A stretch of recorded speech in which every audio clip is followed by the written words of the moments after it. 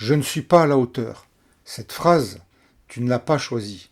Elle apparaît dans ton esprit en quelques secondes. Un simple détail devient une conclusion sur toi. Le problème n'est pas cette pensée, c'est que ton cerveau te fait croire que c'est un fait.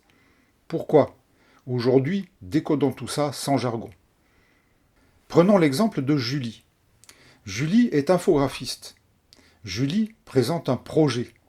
Tout se passe bien, le client adore, mais un détail de couleur est critiqué.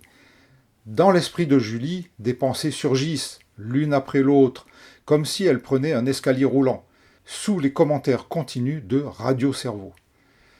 Le client n'a pas aimé le bleu, ça c'est le fait. Puis très vite, je n'ai pas compris sa demande. Ça, c'est l'interprétation. Suivi de je ne suis pas à la hauteur. Ça, c'est le jugement. En quelques instants, à partir d'un détail, Julie a tiré une conclusion globale sur elle-même. Cette situation arrive tout le temps. Une remarque, un détail, une petite erreur, et sans t'en rendre compte, tu passes de ça n'a pas marché à je ne suis pas capable. Vois-tu la différence? Dans le cas de Julie, une couleur qui ne plaît pas, c'est opérationnel. On peut la changer, l'ajuster. En déduire qu'elle est une mauvaise graphiste est un jugement global, décontextualisé. Une étiquette qu'elle colle elle-même sur sa personne, occultant toute la richesse de son art par ailleurs. Le cerveau de Julie a préféré la stabilité d'une conclusion rapide et douloureuse plutôt que nuancer une réalité plus complexe qu'une simple étiquette. L'autocritique, c'est-à-dire la critique de soi-même, apparaît dans des situations très ordinaires. Un projet, une prise de parole, une décision, et très vite, une phrase arrive. Je n'ai pas été bon, je ne suis pas à la hauteur, je ne suis pas fait pour ça. Avant, ces phrases pouvaient sembler décrire la réalité, mais maintenant, il est possible que tu les entendes autrement. Comme si tu percevais qu'entre ce qui s'est passé et ce que tu en conclus, il y a une différence. Dire « le dossier n'est pas complet » n'est pas la même chose que de dire « je suis incompétent ». Dans un cas, on parle d'une situation, dans l'autre, on parle de soi. Mais dans l'expérience du moment, les deux peuvent se confondre très vite. Et il y a peut-être déjà là une première chose à remarquer. Les mots que tu utilises, « je suis », n'a pas le même effet que « j'ai fait » ou « ça n'a pas fonctionné ». Ce ne sont pas seulement des formulations différentes. Ce sont déjà des manières différentes de construire la réalité, ta réalité.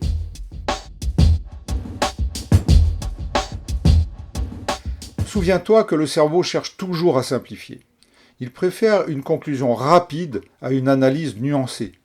Et il donne à cette conclusion l'apparence d'une évidence. C'est là que l'autocritique devient un piège, non parce qu'elle existe, mais parce qu'elle se présente comme une réalité.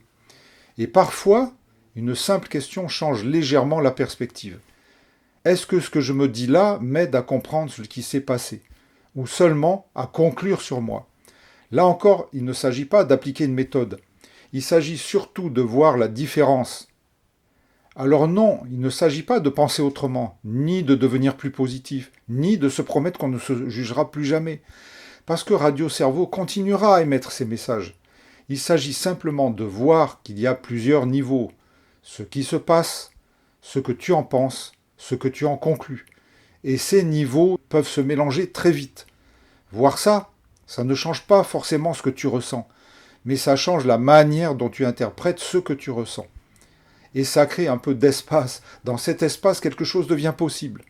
Observer, prendre un peu de recul, c'est gagner en lucidité. C'est accepter d'être un processus en cours, pas un produit fini. Peut-être que rien n'a vraiment changé. Et pourtant, certaines choses ne se présentent plus pareilles. Tu ne penses pas forcément moins, mais tu vois peut-être un peu plus comment ces pensées se construisent. Et ça, ce n'est pas une solution, ce n'est pas une performance. C'est simplement une manière différente de voir ce que tu vis. C'est aussi la possibilité de comprendre et peut-être de mieux ajuster notre réaction. Et souvent, ça commence par quelque chose de très simple.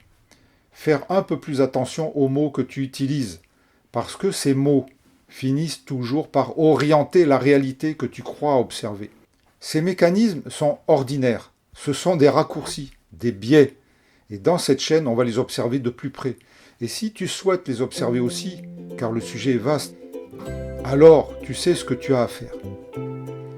Chers amis, ne vous laissez plus mener par vos pensées pressées de juger, car ce que vous croyez observer n'est souvent qu'une réalité interprétée. Merci pour ton attention et surtout, souviens-toi, il suffit d'un mot bien posé pour que tout commence à s'éclairer. À la prochaine.